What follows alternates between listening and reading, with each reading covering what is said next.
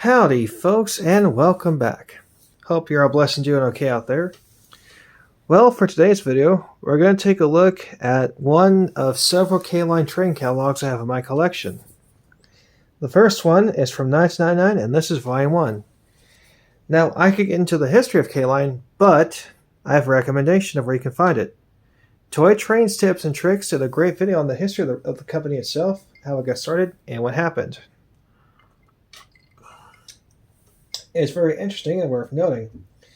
And also, K-Line was my first O-gauge train set I got when I was a kid.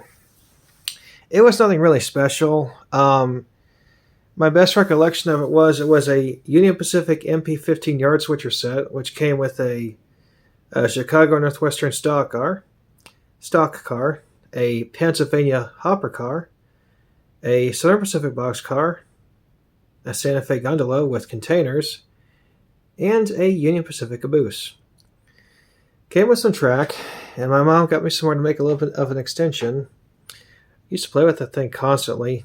The engine had a horn, but it sounded kind of off. I don't have the trains anymore. I sold them ages ago. And unfortunately, it's not in any of the catalogs I have. It must have come out maybe, I don't know, in like 2005 or something. I don't remember, guys, to be honest. It's been a long time since I had that train, but it was pretty cool nonetheless. K-Line made some pretty cool trains. Anyway, let's take a look and see what this one has to offer.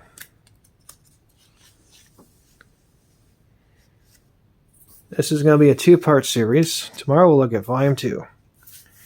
So here we go. K-Line, 25 years. It's amazing, isn't it? They've been around that long when this was made.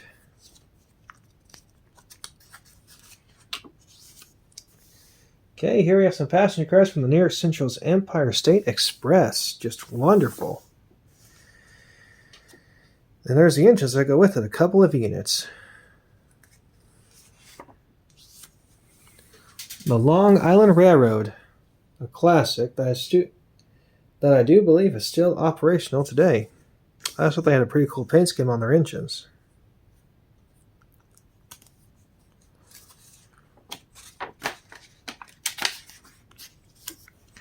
Passenger cars from the Pennsylvania Railroad. There you go, the classic old PRR.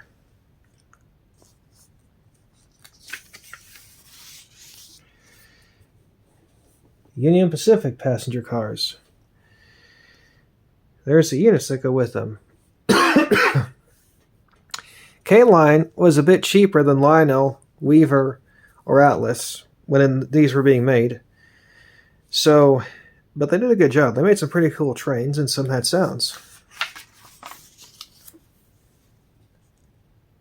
The Ambassador Bush business car. Is that? Oh, the Anheuser-Busch business car. Okay, named after Anheuser-Busch. Pretty cool.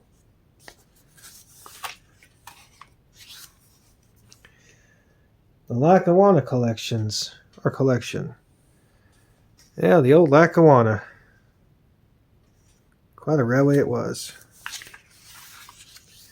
Sorry about the glare right there, guys. I can't do a thing about it. I can't see it in here, but I know y'all can. Couple of MU cars. You gotta have those to haul people around.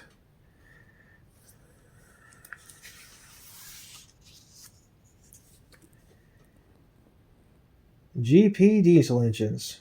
Union Pacific, Chicago Northwestern, and 2 from the Lehigh Valley. Very nice. One thing that makes K-Line unique, much like MTH, was their catalogs, where they were made. You had like a scene with trains, and you had the engines listed right here. Although one thing I have noticed is, while MTH has typically one locomotive, K-Line put them all in one picture, so I think they did a bit better with their catalog designs. Cabooses. And these have interior in them. Pretty neat. Variety to choose from there, including some bay windows, or a bay window. The F3 and the F7. Western Pacific F3 and the Baltimore and Ohio F7. Why they printed it like that, I have no clue. It looks weird to me. These also came with sound, it looks like. Not bad. I want to get some K-line trains. A Santa Fe Pacific, 3420. Now, there's a Santa Fe Pacific, or a Santa Fe Hudson, one of the two in Cleburne, number 3417.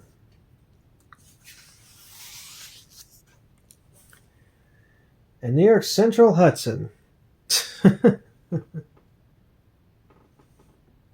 This one's an actual Hudson. It's a 464. Everybody's made the New York Central Hudson, it seems, in miniature, along with the Santa Fe F3. They're just popular engines. Okay, here's freight cars to go with the engine. That's actually not a bad looking set. Wouldn't mind having that trekking around my train room.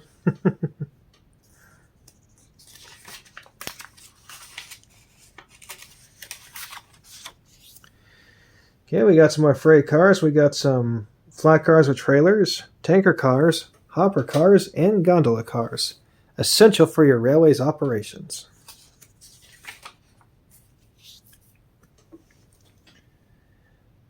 O-scale classic rolling stock. Indeed. Box cars. They're actually some of my favorites, the box cars are. They're basically rolling billboards for the railways. Road railer, or trailer train if you prefer. I forgot these catalogs have check marks in them.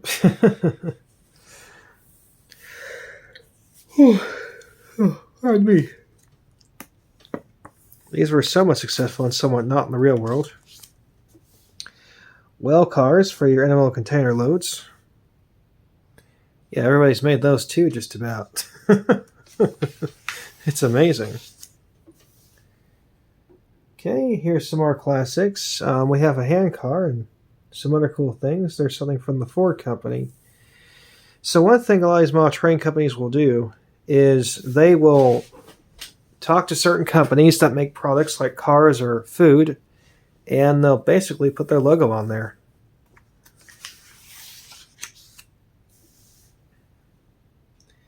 Great Northern, beautiful train. Probably the Empire Builder. And the New Haven.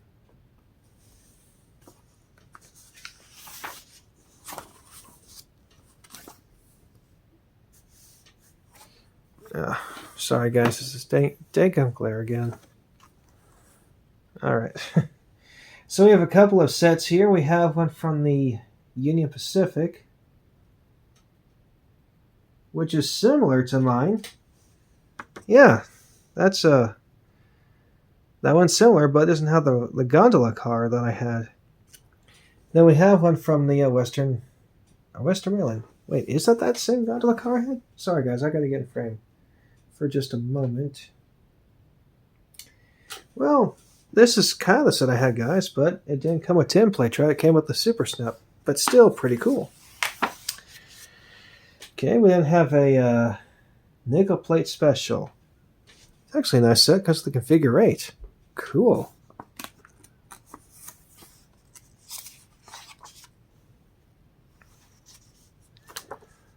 Make sure it's in frame. What have we got here? We have Anheuser-Busch. Okay, Anheuser-Busch is a beer company. I forgot about that. Train set and a truck. Pretty cool.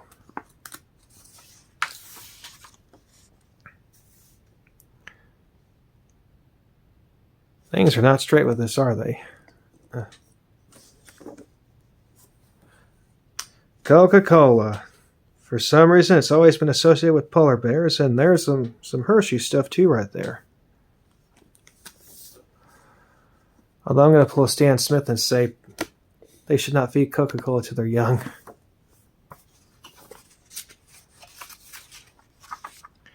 Okay, accessories. You got to have the billing spoon layout to make your train look nice. At one time, I put together a K-line church for a train club I was in. You could make a whole town with the stuff they sold here. Just wonderful stuff.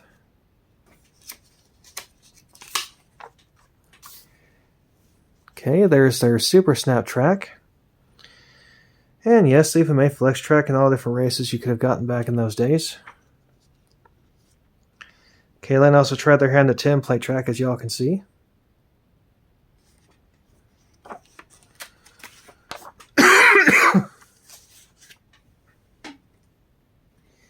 Canine books.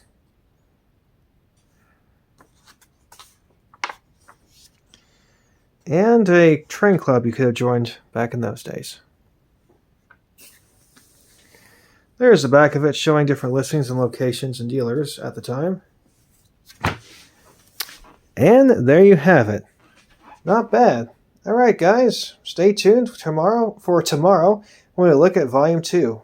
Until next time, please be safe around trains, please like, share, subscribe, and comment, and remember, Jesus is King. See y'all next time. Sorry about the stuttering.